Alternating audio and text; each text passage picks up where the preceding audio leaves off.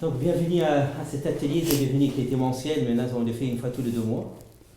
Je rappelle que l'atelier théologique est transmis en direct et je rappelle que l'objectif c'est une initiation à la pensée de Cheikh Talkobo. Et c'est pour cela qu'on a proposé donc le vocabulaire de Talkobo. Alors pourquoi? Parce qu'on a toujours dit tout fondateur d'une doctrine a sa propre terminologie. Et ça, en suivant un peu les commentaires, y compris des spécialistes et des sociologues et des anthropologues et des journalistes, quand il aborde sa pensée, il aborde toujours selon la terminologie en vigueur en sciences sociales ou en anthropologie, essentiellement en sociologie. On l'a vu pour la sécularisation la dernière fois. La sécularisation de Cheikh Talkobo n'est pas la sécularisation comme on l'entend dans les sciences sociales au sens de indifférence ou rupture avec la religion, et on va le voir aujourd'hui avec l'acculturation. L'acculturation en anthropologie et en sociologie désigne le processus d'adaptation d'un individu ou d'un groupe venu d'ailleurs à une culture locale entraînant l'abandon partiel ou toute de la culture d'origine. Donc là, en sens plus ou moins péjoratif, surtout en France, qui veut dire l'assimilation, l'abandon de la culture d'origine. Bien sûr, entre parenthèses, l'islam n'est pas une culture, mais c'est une religion. Et ce que je vous ai proposé la dernière fois, la nouvelle méthode, c'est de lire des extraits de ces textes. D'accord? Soit de ces livres, soit de ces articles concernant tel terme. Donc voilà ce qu'a écrit Cheikh Talkobo concernant l'acculturation. Après, il aura le temps, bien sûr, de développer. Une théologie de l'acculturation consiste à envelopper le message coranique par la culture du moment. Notre moment en France, c'est le moment français, c'est-à-dire sa laïcité et sa catholicité essentiellement. L'islam a réussi à faire souche là où la morphologie de sa visibilité s'est adaptée à la langue, la culture, l'anthropologie du nouveau contexte. Contexte malais, pashtun, africain, etc. C'est moi qui rajoute.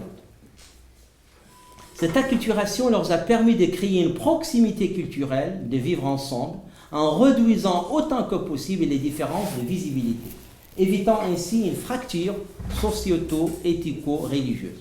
Il ne s'agit pas d'une théorisation tactique, mais d'une doctrine théologique à disposition des musulmans européens, notamment les pratiquants, pour qu'ils soient en conformité avec l'esprit de sa religion, mais incarnés dans une culture et dans une civilisation.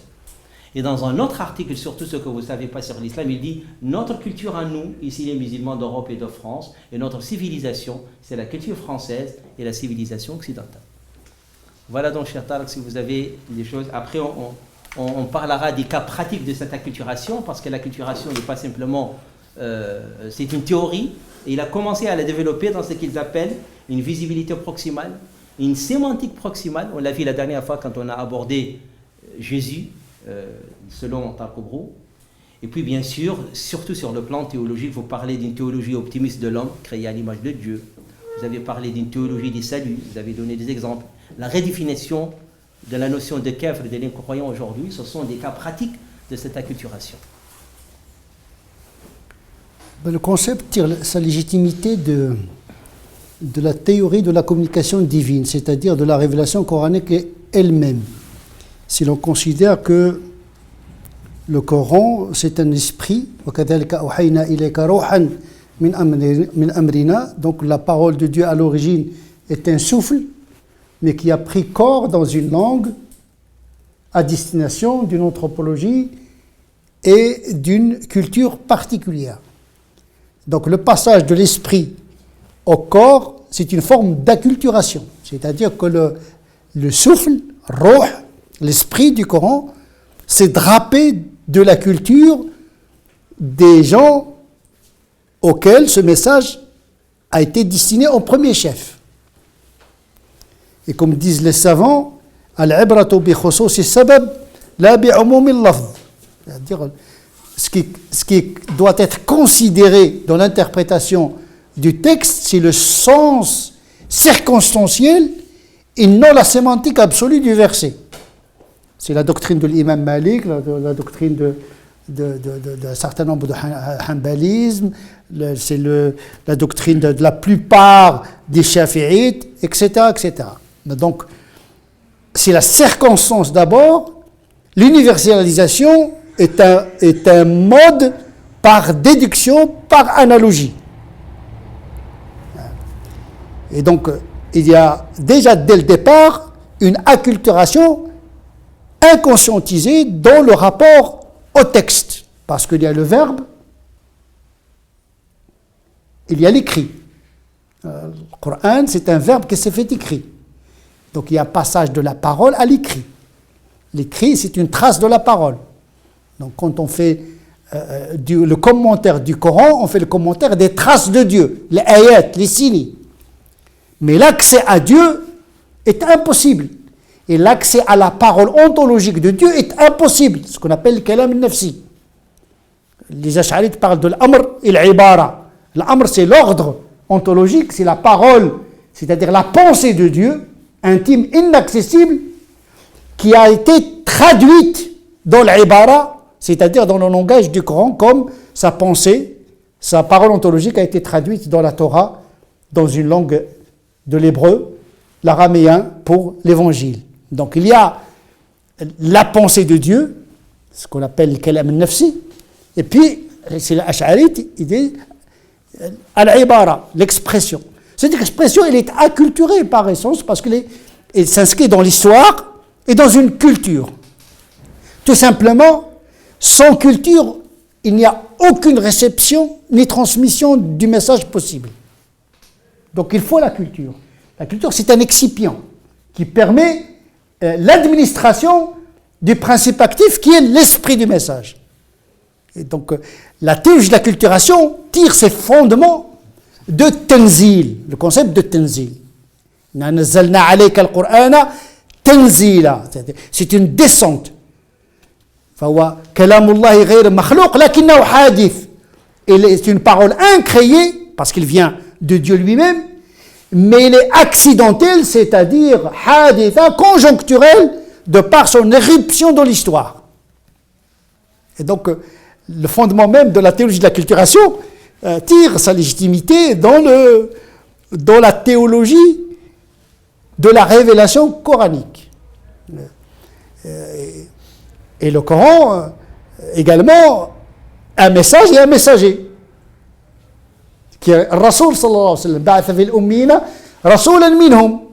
Donc il a choisi un prophète daté et situé minhum, dans la même culture, dans les mêmes idiomes, les mêmes codes de communication, etc. Même le Coran, son style, il s'est adapté à la culture langagière du moment coranique. Ils ont une manière de s'exprimer. C'est un style qui nous paraît comme quelque chose de sérieux, mais c'est de l'ironie. Ça s'appelle de l'ironie. Donc, il y a la pragmatique du langage. La pragmatique du langage, c'est-à-dire l'usage, l'intonation du langage obéit à des idiomes culturels. Donc, la culture est dans le texte. Pour nous, c'est-à-dire l'herméneute, les théoriciens de l'islam, ici et maintenant, doivent extraire l'esprit de cette enveloppe qui a permis sa réception, sa transmission au moment coranique, et extraire cet esprit du cumul exégétique pendant des siècles, parce que chaque fois les savants traduisaient le Coran dans le langage et la culture de leur époque. Donc il y avait une transmission de ce message de la culture du moment coranique, la culture des compagnons, la culture des tabi'in, etc., jusqu'à nous. Des cultures d'origine maghrébine, turque, etc. Nous sommes venus avec cet islam acculturé, mais acculturé théologiquement et canoniquement. L'imam Malik, l'imam Shafi, ils ont traduit leur canon dans la culture. Al-'ada sharia muhakkama. Al-'ada sharia, la culture est normative. Donc 99% de la charia en matière de mu'amalat, c'est de la culture, le urf, les codes, etc.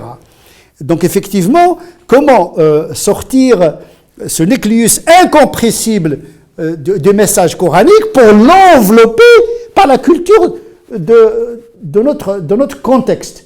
Il ne s'agit pas d'acculturer le musulman en tant que tel. Moi, ça ne m'intéresse pas le musulman en tant que tel. Il a le droit d'appartenir à 50 000 cultures.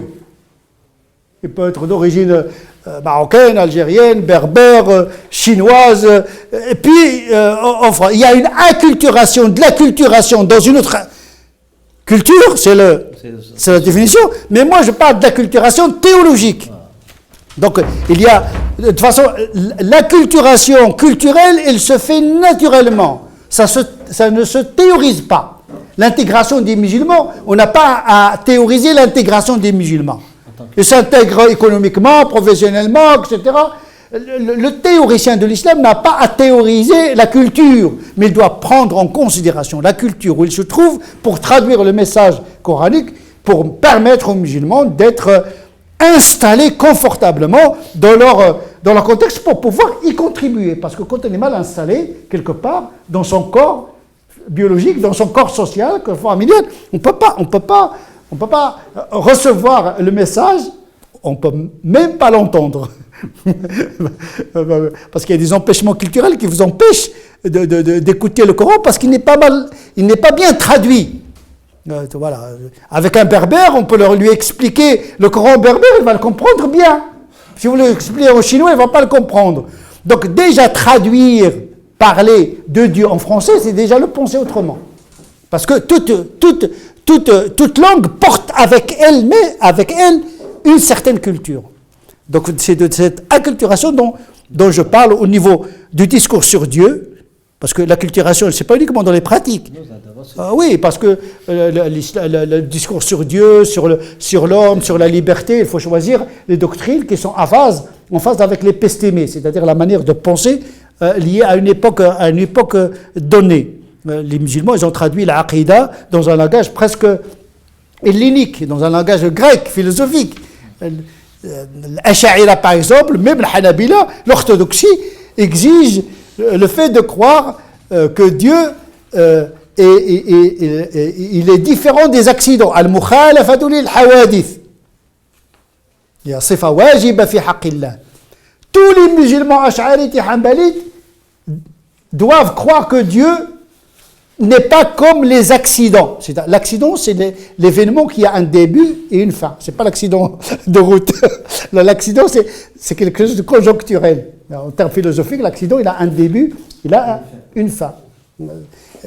Et donc, ils ont intégré cette notion philosophique dans l'économie de la aqidah al-ash'ariyya, parce que la aqidah, il parle également selon le marché philosophique, où les savants sont amenés à traduire l'unicité de Dieu, les attributs de Dieu, la question de la spéculation de comment traduire les attributs de Dieu, etc. C'est un travail d'acculturation également, dans la manière de penser Dieu, de penser la liberté, de penser l'homme, de penser la femme, etc. Donc il y a un discours métaphysique qui doit s'acclimater également pour pouvoir être audible à une civilisation donnée. Les savants sont des traducteurs par excellence. Ils savent traduire. Ils connaissent l'esprit du message et les traduisent dans le langage des contemporains. Et donc voilà de quoi une acculturation théologique, une acculturation chariatique, sauf le culte. Le culte, lui, il ne change pas. Les 5 prières, on ne peut pas l'acculturer. Les jeûnes, ça ne s'acculture pas parce que c'est une connexion avec la transcendance. Le principe de l'unicité ne s'acculture pas. Mais comment le traduire, ça? On peut le traduire en choisissant les options théologiques les plus appropriées. On est dans une culture iconique, qui n'est pas une culture d'abstraction, comme était le cas lors du moment coranique. Les Arabes, ils avaient une force d'imagination. Ils n'étaient pas une culture d'image. Ce n'était pas la culture byzantine ou persane. Donc, les Hanbalites, par exemple, la doctrine Hanbalite, elle correspond mieux à cette anthropologie d'abstraction. Mais dès que l'islam il a côtoyé d'autres cultures, ils ont spéculé, c'est-à-dire ils ont traduit les attributs de Dieu pour ne pas tomber dans l'anthropomorphisme. Parce que les gens ils ont du mal à imaginer Dieu. Si tu dis que Dieu il a une main, le commun des mortels il va penser à la main. Mais les Ash'arites disent non, la main de Dieu c'est le pouvoir de Dieu. Donc pour éviter Mais attention, on peut dire oui, Dieu a un savoir, mais pas comme le nôtre. Dieu a une main, mais n'est pas comme la nôtre. Mais pour éviter tout risque d'anthropomorphisme, les Ash'arites, ils ont pris la dérogation de ta'wil, de commenter les attributs. Donc Dieu peut être commenté, peut être traduit également. Je suis à l'image de ce que pense de moi mon serviteur. Comment traduire Dieu dans l'imaginaire d'une civilisation, le rendre accessible à la perception, etc. Donc c'est un travail énorme. C'est le premier travail que nous devons faire ici, en Occident. Traduire, être visible, être présent. Son discours, ça engendre de l'angoisse. Et quel est votre Dieu? Quelle est votre religion? Qu'est-ce que vous voulez faire avec nous? Ne dis pas le Coran a dit. Non, mais qu'est-ce que tu dis, toi? Comment tu comprends ton... Laisse le Coran tranquille. Comment, toi, ce qui va intéresser la société, c'est ce que les musulmans comprennent de leur religion, comment ils entendent la pratiquer avec les autres. Et donc, effectivement, c'est une question très importante et qui n'a pas été traitée jusqu'à présent. On parle de l'intégration, l'adaptation, mais on n'a jamais parlé de la théologie de l'acculturation. Et bien sûr, l'altérité, c'est notre dimension de l'acculturation. Avant de passer la question aux animateurs de la télé aussi, il faut revenir sur ce que vous dites tout à l'heure.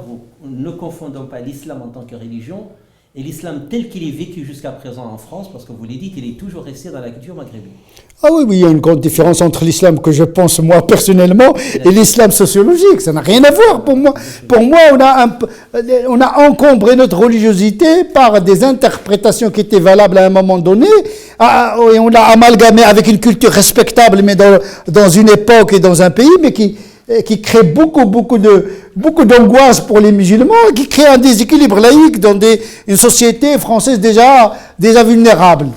Donc c'est la situation très grave. Il faut alerter, d'abord alerter les imams, alerter les théologiens, alerter les savants musulmans qui sont en train de réciter une doctrine qui était valable à une époque, mais qui procure une violence symbolique et psychologique et spirituelle pour beaucoup de musulmans.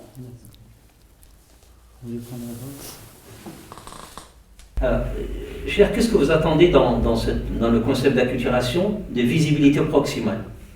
Oui, ça c'est un dérivé de l'acculturation. Oui, parce que si vous voulez communiquer avec les autres, il ne faut pas emprunter un langage différent, une langue différente, une visibilité différente. Vous allez créer des empêchements communicationnels.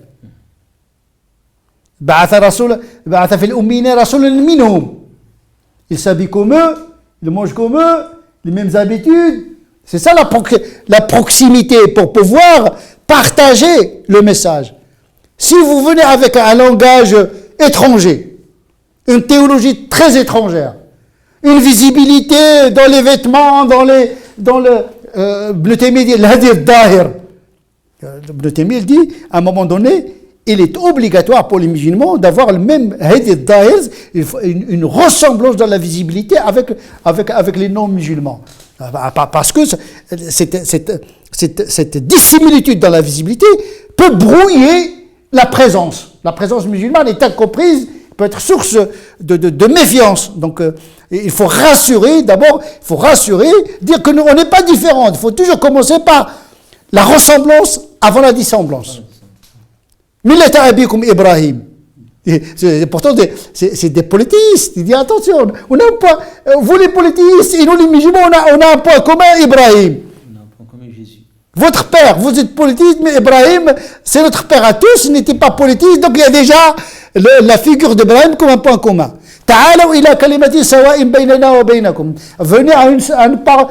L'islam, il procède toujours par proximité comme il l'a fait Dieu. Dieu, il a fait descendre sa parole aux humains. Il n'a pas dit aux gens, il y a une proximité de la parole de Dieu par rapport à l'anthropologie humaine. Et donc, c'est Dieu lui-même qui nous a donné cette pédagogie de la proximité. Ce que j'appelle moi une visibilité proximale. Ressembler avec l'autre pour l'apaiser, pour pouvoir entrer avec lui dans une relation. Il ne faut jamais commencer par la différence. Même dans les dialogues. Même entre musulmans. Chaque fois que tu me dis « je ne suis pas d'accord avec toi », il n'y a plus de discussion.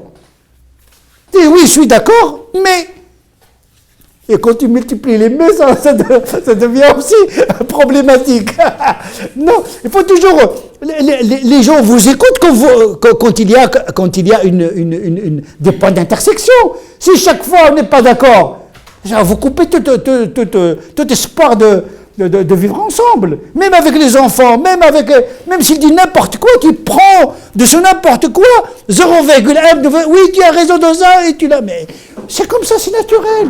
Même l'animal, quand il entre dans une jungle, vous savez, il y a même des animaux qui changent de couleur. Ils s'adaptent. Nous, on a étudié ça dans la parasitologie. La parasitologie, le parasite, dans notre vocabulaire commun, et c'est très péjoratif. Non, la parasitologie, c'est un art de vivre. Comment vivre avec l'autre. Bon.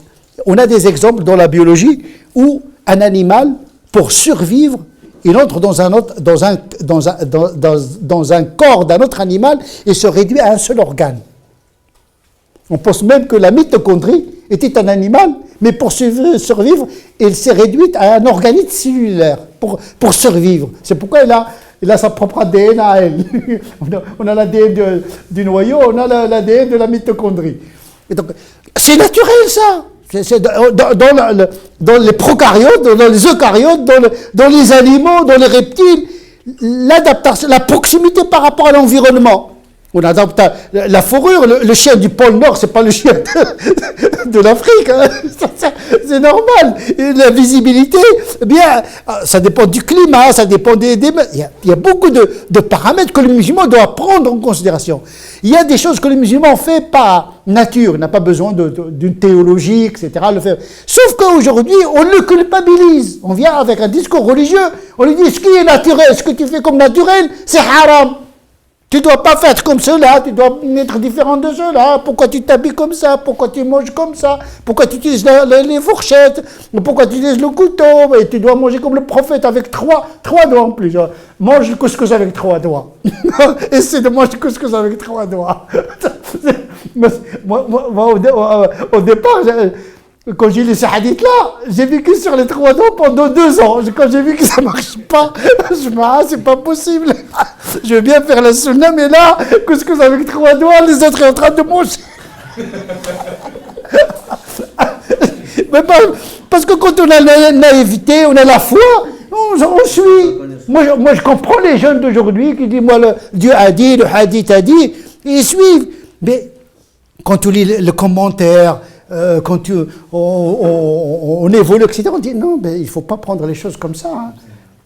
Parce que la nature de ce que mangeait le prophète nécessitait les 3 doigts. Ça dépend, qu'est-ce qu'il mangeait. Donc effectivement, la manière de manger, la manière de s'asseoir, la manière, etc., ce sont des normes culturelles qu'il faudrait prendre en considération.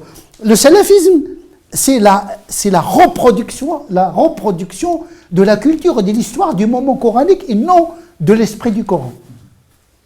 Ils veulent transmettre. Les excipients sont le principe actif. C'est-à-dire une religion placebo. On transmet les formes, mais l'esprit, il n'y a pas. C'est pourquoi la morale est perdue dans la norme.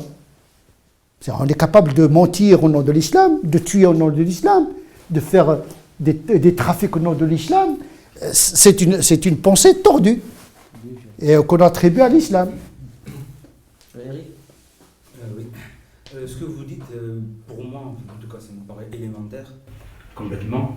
Mais alors, comment se fait-il que depuis même les années 80, voire même avant, alors que nos textes sont là et ce que vous dites, c'est avéré complètement, comment se fait-il qu'il y a eu une propagation d'un marqueur identitaire qui est soutenu et... C'est la logique de l'identité qui l'a emporté sur la logique spirituelle. C'est que les musulmans, quand même, qu'on le veuille ou non, ils appartiennent à une civilisation, à une histoire. Donc ils viennent avec leur histoire. Tu ne peux pas leur demander, ils sont pas Même les théologiens appartiennent à leur culture d'origine. Donc ils ont appris la religion dans les universités à partir d'une épistémée. C'est-à-dire la centrale de la production théologique n'est pas en Occident, c'est en Orient. Et même les sociétés orientales et maghrébines ont changé. Et à un moment donné, même dans les pays musulmans, le discours théologique est en anachronie par rapport à l'évolution des sociétés. Et donc, vous dites à quelqu'un, Dieu a dit, le prophète a dit, ça y est, il n'y a plus de débat. Quand il dit il faut pas serrer la main d'une femme. Ah, ça y est, c'est fini. C'est qu'il n'y a rien à voir. Il dit c'est interdit.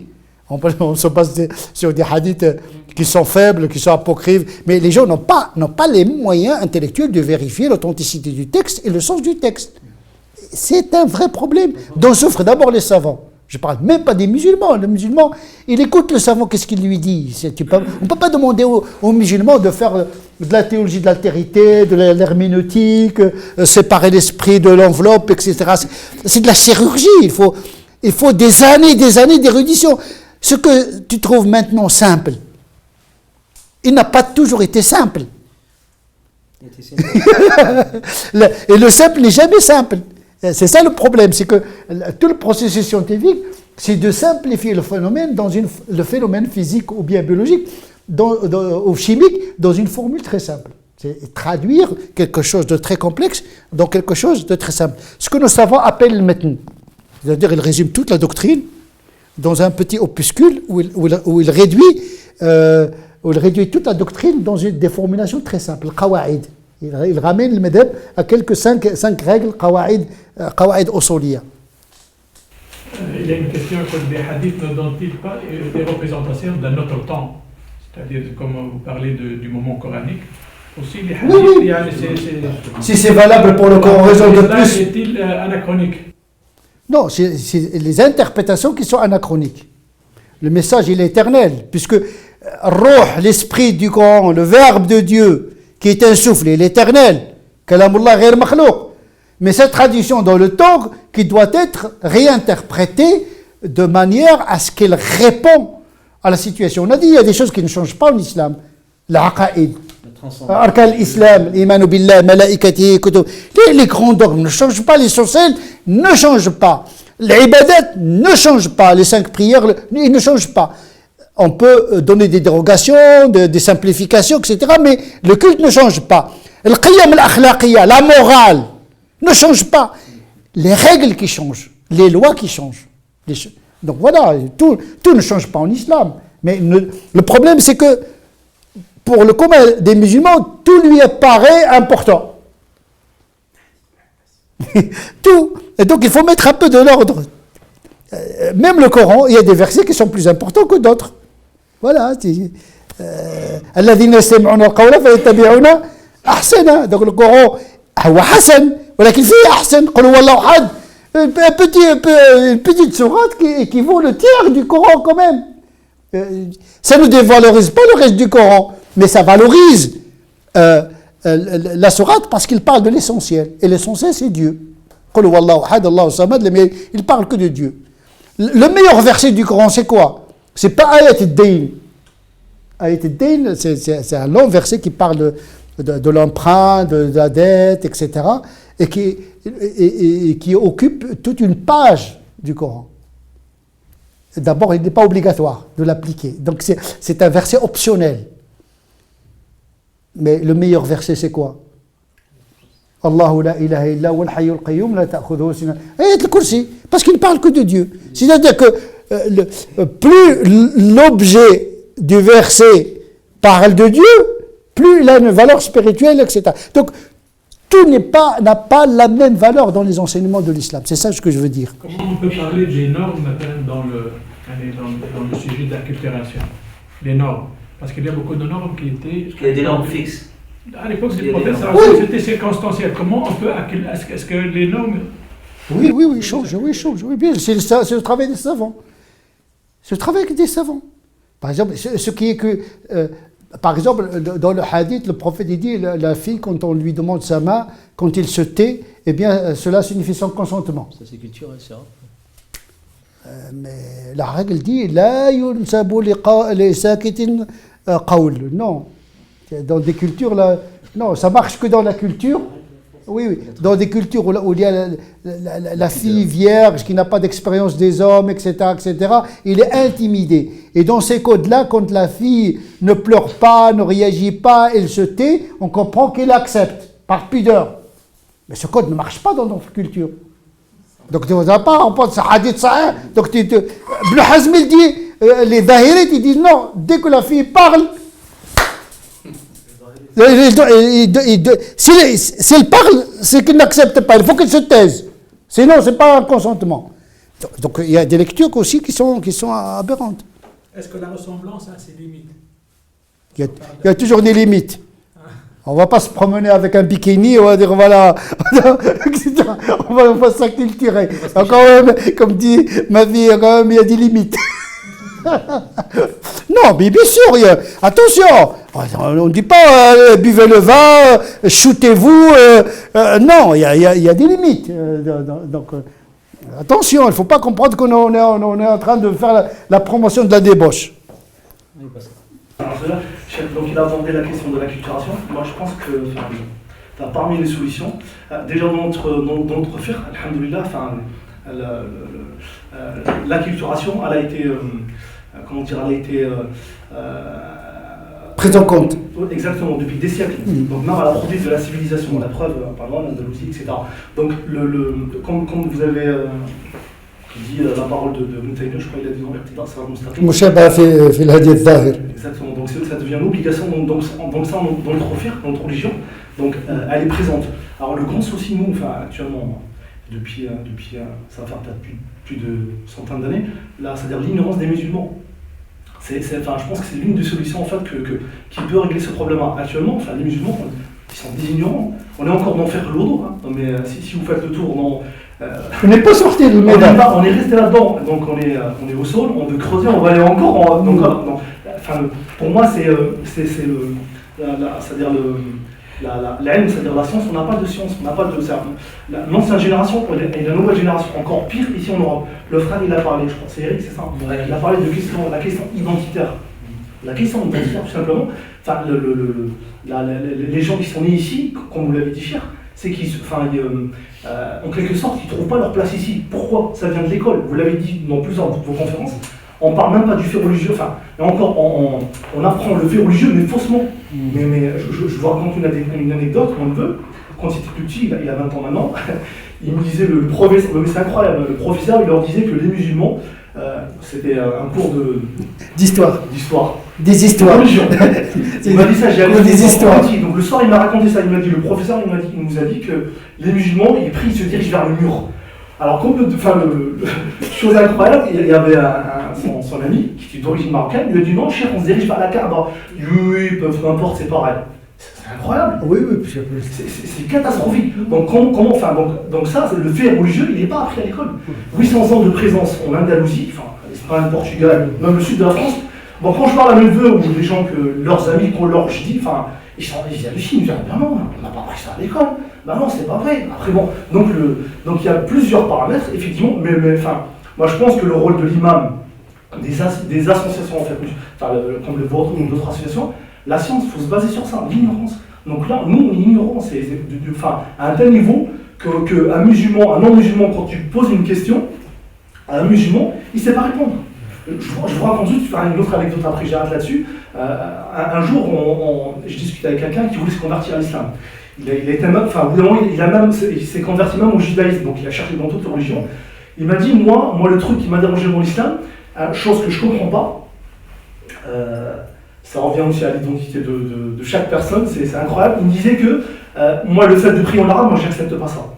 Moi je lui dis, non, tu peux prier en... Il me dit, qu'est-ce que tu me racontes? Je dis, bah si t'as la possibilité de prier en...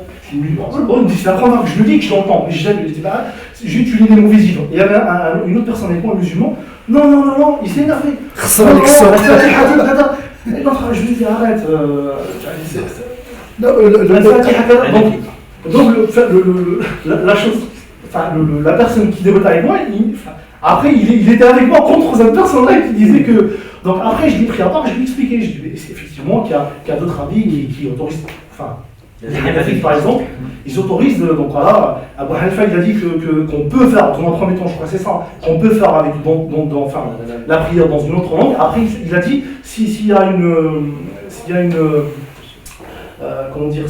raison de ne pas le faire, donc il peut le faire. Quelqu'un qui par exemple... Il est incapable de parler. Voilà, exactement. Donc j'ai expliqué, merci frère, barakallahu fik. Donc ça pose problème dans la société actuelle, hein. Le fait de serrer la main, etc. Donc, l'ignorance. Et je pense que c'est le rôle des imams.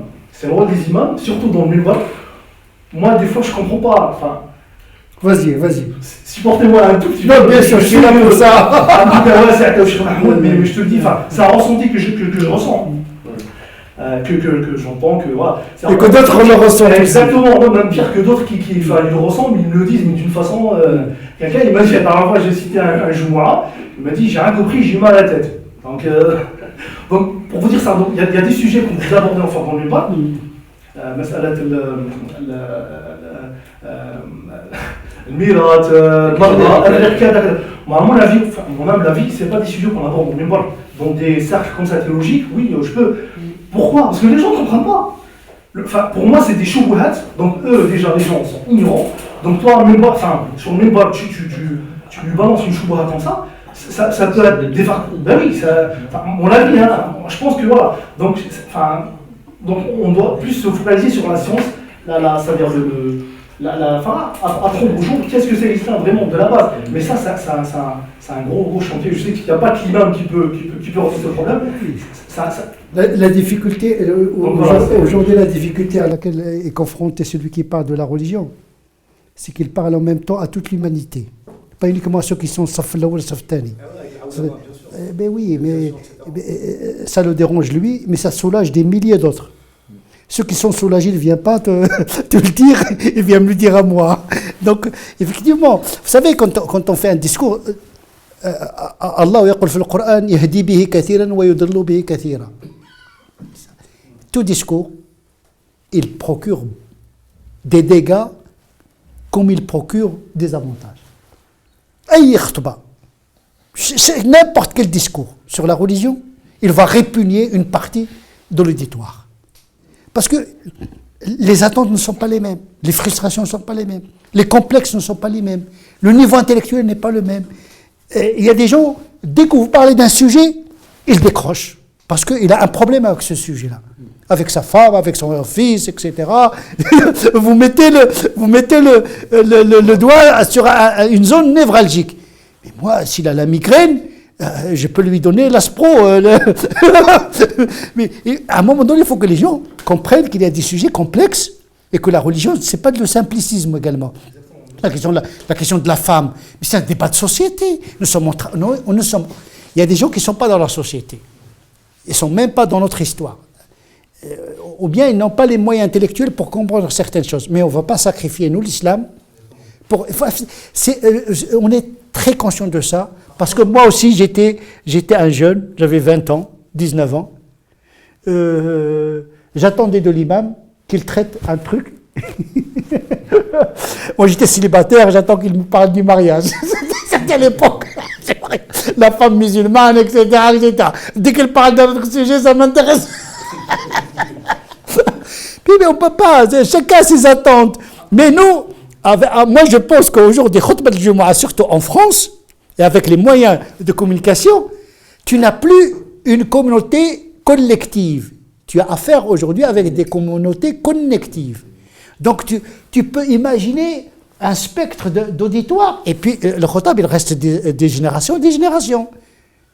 Peut-être l'effet négatif, il est sur le moment et sur un public, mais pour le long terme, tu laisses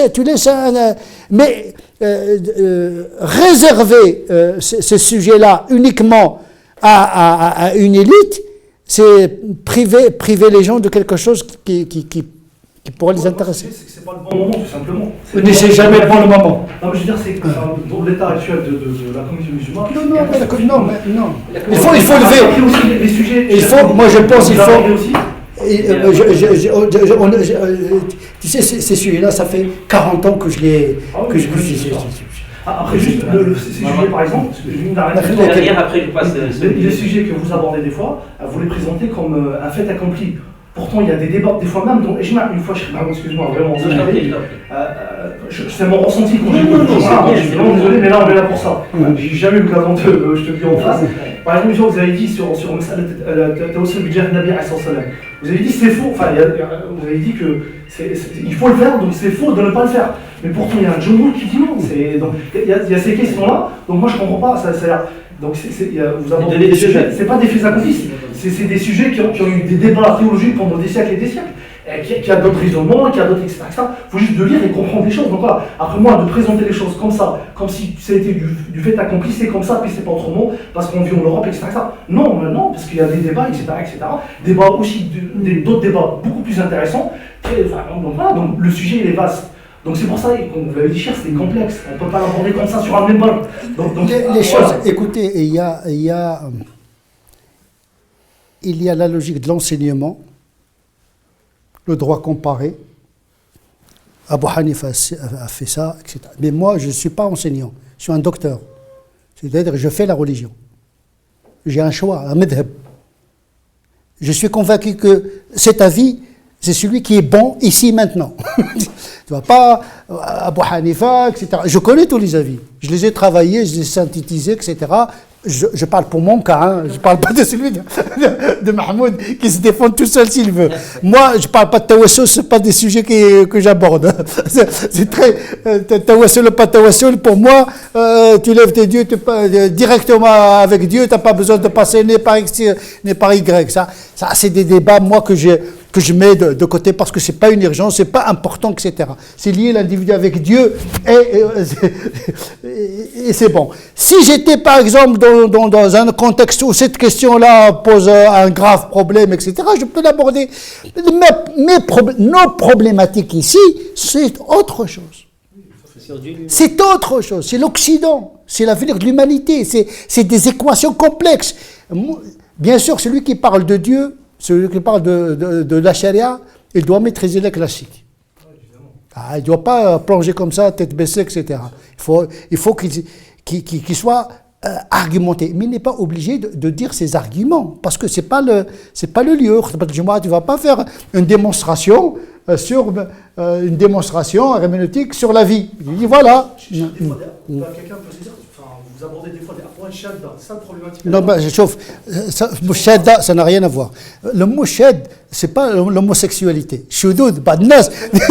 Non, les gens, quand ils disent shad. Je parle de ça en termes. Mais non. Vous savez, la vérité n'est pas statistique. Oui, tout à fait. Comme Ra'i Shad dit Ibn Taymiyyah, à son époque, Ibn Taymiyyah, il disait le djihad est défensif, il n'est pas offensif. C'est le premier dans l'histoire musulmane. Etc. Non, mais ça n'a rien à voir, c'est la vérité qui compte. Ce qui est shad à une époque, il peut être la règle dans notre époque.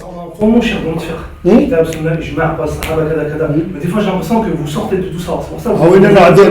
Moi j'aimerais bien que vous. Ah oui, mais ça c'est un autre sujet. Non, c'est un autre sujet. Mais franchement, c'est un autre sujet qui sont. Ah oui, non, mais ça. On parle souvent de l'arme, etc. Par contre. Ça faut clarifier.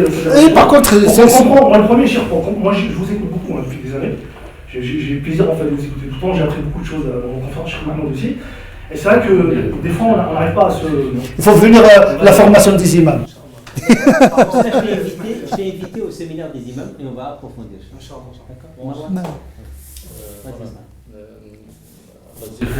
La question est importante, mais effectivement, il y a un espace pour la discussion, le débat et la formation. Parce que moi, ce qui m'interpelle surtout, c'est... moi, ce qui m'intéresse surtout en tant que musulman, c'est le fondement donné à la théorie. Et je vais expliquer un petit peu mon avis. Entre, par exemple, la question de la charia des minorités et la culturation, ce sont deux concepts un petit peu différents. Et je pense que nous sommes un petit peu dans les deux. La consonance de charia des minorités donne une consonance un petit peu, pas négative, mais subjective. C'est parce que nous sommes des minorités qu'on adapte une charia. Et la question de l'acculturation peut supposer qu'on prend la culture comme elle est. Et la culture, elle va du petit concept de humain, social, etc., à la question du vin, etc., de la musique, qui est dans son absolu.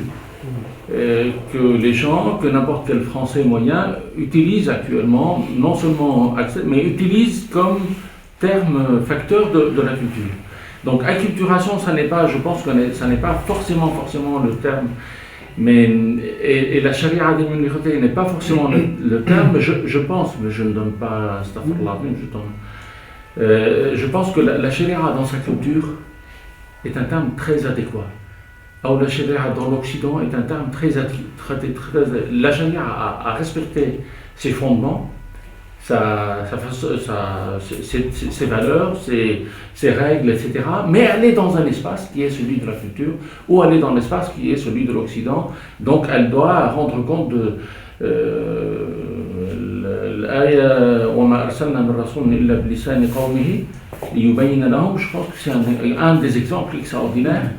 Et le fondement, à travers également le comportement du prophète, que ce soit entre le Mecque, le Médina et d'autres espaces, et le comportement également exemplaire, même des compagnons et des grands, les chefs de grandes écoles canoniques, ont donné également l'exemple de l'adaptation de Sharia, de leur concept à eux, en fonction des espaces.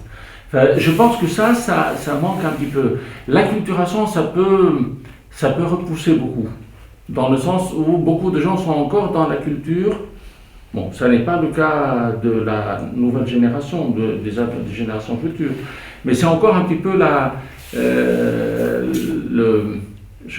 un petit peu l'amalgame entre la religiosité et la culture.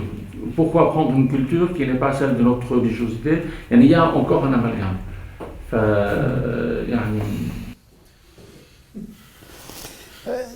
Non, il faut comprendre les termes en fonction de l'usage de leur auteur. Si vous faites la mécanique quantique, vous n'allez pas importer un vocabulaire de la biologie, pourtant c'est du français. On n'est pas dans le français. Charia de minorité, ce n'est pas un concept démographique. C'est une théorie relative de la légalité, émancipée d'un système califal et étatique. Qu'est-ce que c'est que de droite parallèle? Si vous êtes dans un système euclidien, de droite parallèle ne se rencontrent jamais. Vous êtes dans un système géométrique non euclidien et se rencontrent. On n'est pas dans... C'est-à-dire les définitions en fonction de la problématique. Donc il faut toujours... Je ne suis pas en train de faire le français acculturation. Non. C'est des théories normatives. Lisez le madhab l'imam Malik, c'est les mêmes termes, mais ce sont des concepts, ce ne sont pas des termes. Ce n'est pas du français, ce n'est pas de l'arabiya. Arabiyat al-fiqh, ce sont des mafahim. Le mandoub, عند l'imam Malik, moi je le mandoub. Tout le temps, il faut comprendre, il faut que vous me compreniez en fonction de ce que je dis, de mes termes. Il ne faut pas me ramener à l'acculturation sociologique, l'acculturation, ça va blesser les autres. On fait... Je parle de la masse. Non. Il faut que la masse aussi suive. Ça, on ne parle pas de... Les gens, on ne va pas dire l'acculturation. Tu dis, tu fais ceci, ils te posent la question, tu lui réponds tout simplement. Le commun des musulmans n'a pas besoin de connaître usul al-fiqh, usul la aqidah, etc. Voilà. Mais celui qui est curieux, qui veut savoir plus, il faut qu'il se presse les ménages. Eh oui, si tu veux connaître le fiqh, tu ne vas pas dire atini dalil, mais tu n'as pas les moyens parce que le dalil, il faut que tu fasses le fiqh. L'islam, c'est une religion sérieuse. C'est une chose sérieuse. Pas le galvaudage. Le problème aujourd'hui, c'est le désordre sémantique, il est produit par des imams eux-mêmes qui ne maîtrisent pas leur objet. On est dans la théorisation pour la pérennité d'une religion, pour intégrer une religion dans l'histoire de l'Occident. C'est pas rien, c'est pas une question d'une personne ou de 2 personnes, 3 personnes. Il va être blessé, pas blessé. Qu'il crève. Qu'il crève. Un musulman qui crève. Le maslahat l'islam, même si l'islam il peut sacrifier un tiers, il le sacrifiera. Même à l'époque du prophète sallallahu alayhi wa sallam, il a fait des contrats aux dépens des musulmans. Maslahat l'islam. Moi, je théorise pour l'islam, pas pour les individus. Les individus sont libres de faire ce qu'ils veulent. S'habiller comme ils veulent, avoir la culture qu'ils veulent, ils peuvent être en France aujourd'hui, demain ils peuvent repousser chemin chez lui, revenir, renoncer, changer de nationalité. Je ne théorise pas pour les individus. Ton œuvre dire les dînes. Donc, à un moment donné, tu dois avoir des concepts solides. La traduction, c'est l'affaire des disciples. C'est l'affaire des disciples. Qu'est-ce qu'il entend par acculturation, etc., de traduire. Donc, mais la théologie de l'acculturation, c'est une notion théologique. C'est-à-dire que vous voulez vivre votre islam, tu veux éduquer tes enfants, il faut que tu leur parles dans leur culture, sinon rien ne passe. Oui, c'est ça l'acculturation. Tu veux leur parler de Dieu, ne parle pas de Dieu que tes parents t'ont enseigné. Psychologiquement. Ça, peut-être que ça a marché avec nous parce que nous sommes dans une culture diale. On est habitués, etc. Mais les jeunes d'aujourd'hui, ils ne connaissent pas la coercition. Donc effectivement, la culture, c'est plus que les habits, c'est la manière de voir le monde. Et ça, c'est difficile parce que tu es en train de traduire même au niveau mental, esthétique, etc. Un nachid. Ben, un nachid, ça me parle à moi. Mais ça ne parle pas mon fils. C'est un rythme. Lui, il est habitué au rythme de Michael Jackson, etc. Skyrock, 8FM, etc. Donc, effectivement, charia de minorité, c'est un concept provocateur et signifiant. Ça veut dire que la charia, n'est pas absolue, elle est relative.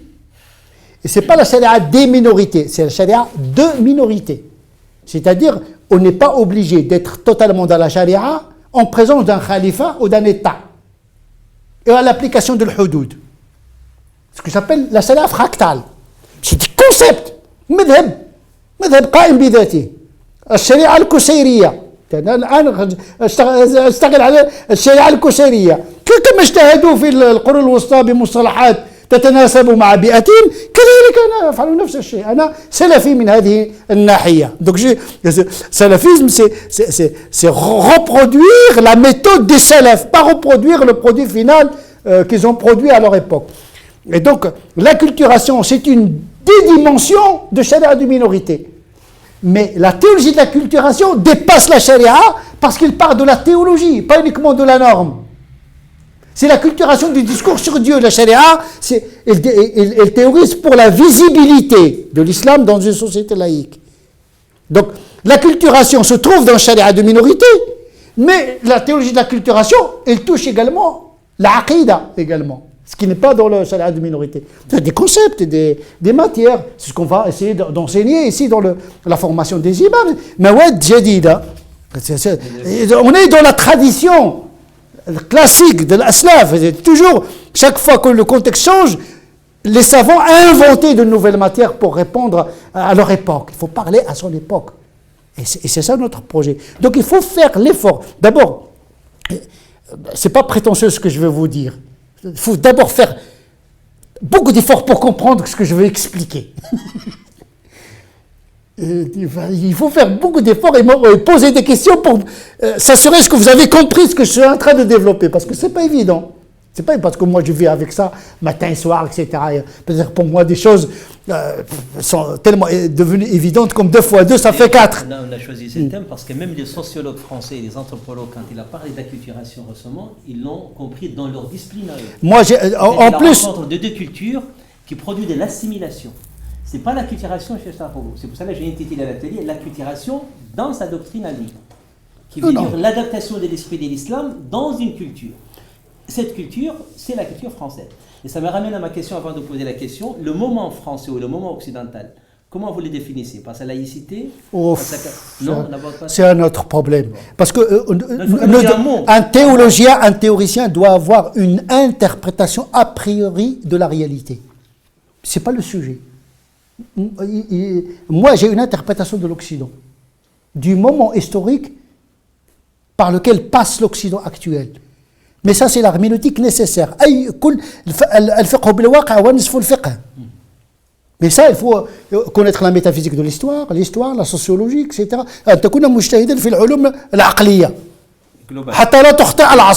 Il faut maîtriser etc. Mais ce n'est pas mon sujet. Mais c'est un a priori important qui détermine mon épistémologie théologique et canonique. Mais on ne peut pas parler de tout en même temps, on parle de l'acculturation, si le moment s'apprête, je peux vous parler. Oui, mais l'acculturation par rapport à une culture. Non, Cette culture. c'est une culture. Moi, je parle de la cinétique sociétale. C'est un autre concept. Oui. C'est-à-dire que c'est la culture, elle se déplace. Donc la norme, elle doit prévoir ce que j'appelle l'épistémologie du provisoire. Non, je peux pas. Oui, bien sûr, c'est compliqué. Va lire la théologie spéculative, tu vas voir, tu auras les migraines. Pour le moment. Non, j'avais le choix entre deux concepts. Oui. Le concept d'acculturation et le concept d'inculturation. J'ai évité par stratégie le vocable d'inculturation qui est utilisé par les catholiques. Ça pourrait laisser entendre l'infiltration. L'acculturation, pour moi, c'est plus profond, c'est fondamental. Il faut toujours changer d'enveloppe culturelle quand l'époque change. L'inculturation, si tu viens avec quelque chose et tu fais.